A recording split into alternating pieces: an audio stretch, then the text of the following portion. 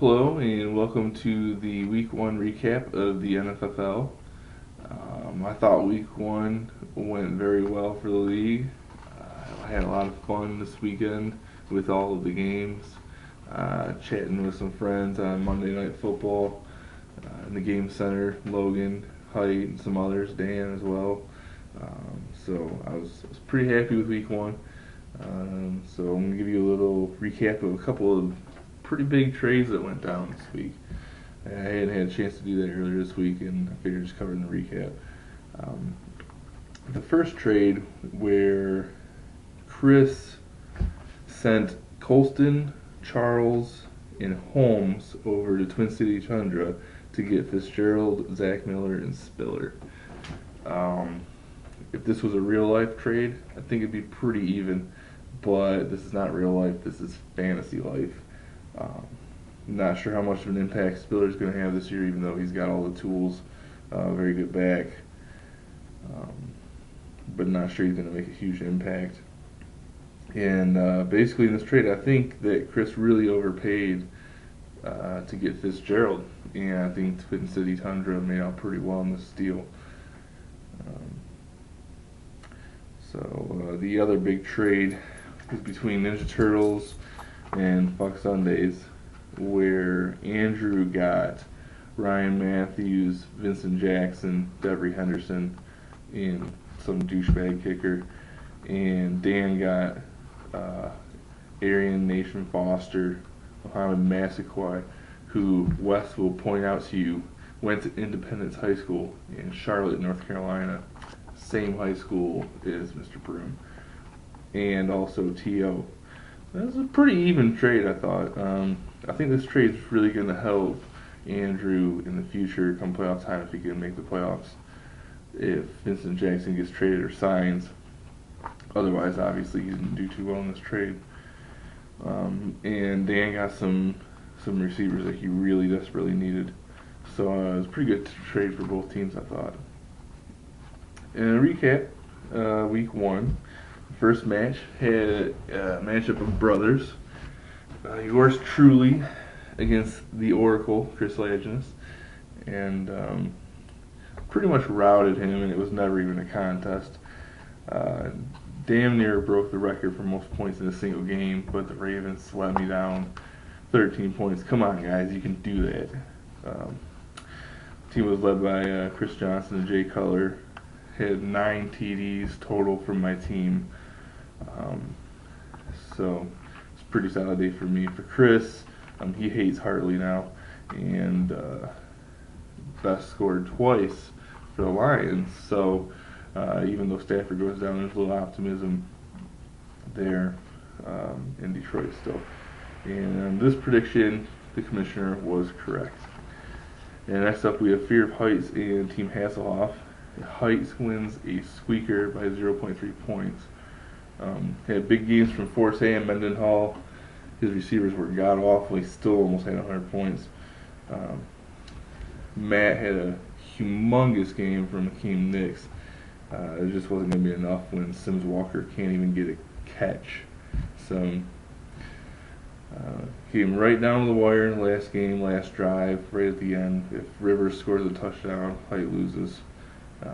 But he didn't. So Team Hasselhoff doesn't pull off the win, and I was wrong in this prediction. And then comes Fuck Sundays against Gridiron.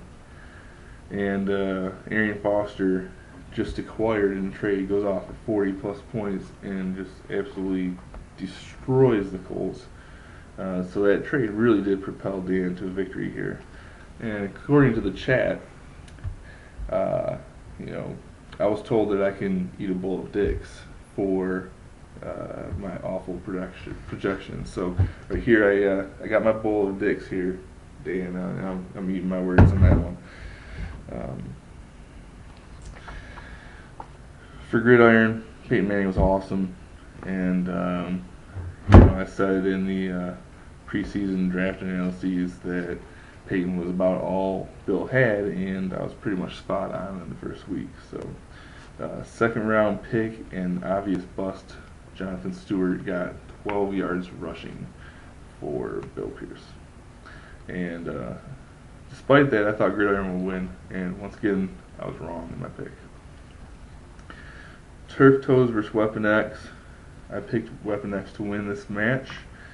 Turf Toes team basically didn't even put on the pads this week. Worst score in the entire league. No TDs at all for what I thought was a contender for the title. Despite that, win for West, I still think he has some wide receiver issues. So I was right with that pick.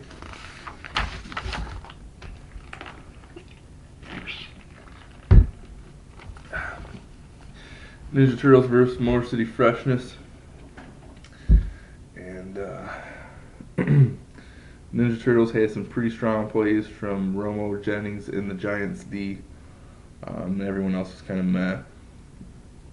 And Doug didn't get off to a good start of the season despite the high preseason praises. Only Rodgers and the real Steve Smith from Carolina scored touchdowns. Piercy Green less than 11 total points. That's pretty much a stinker, and I don't expect that to be a consistency this season. I think that's more of an anomaly. And once again, Commissioner doesn't know how to pick a matchup correctly. Final match of week 1. Really good friends here. Twin City Tundra, Icon City Excitement, James versus Randy. Twin City Tundra, despite all these good matchups and me thinking that he would absolutely roll and put up just a buttload of points, didn't have really even a single player play worth a damn. Icon City Excitement proves all the haters wrong and has a 90-plus day to open up the year. Brady with 3 touchdowns is back to his usual form. Ochocinco had 20-plus points, monster game. But his running backs do need to step it up if he wants to continue to compete this year. So we'll see if that happens. Commissioner was again wrong on this pick. So 2 and 4 of my picks for week 1, not that good. Apparently, I have no idea what I'm doing with my picks, and that's why I'm eating out of this bowl of dicks here. So that's that. So let's take a look at some of these upcoming matchups.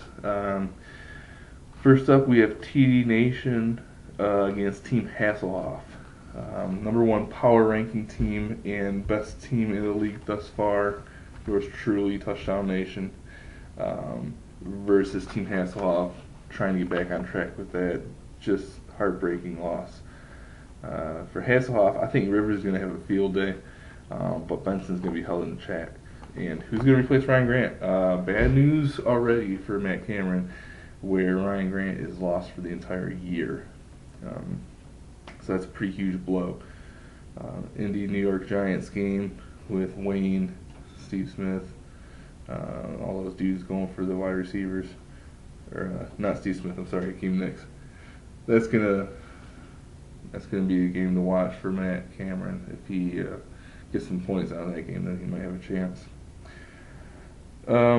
For Touchdown Nation, wide receivers should have some pretty strong days here.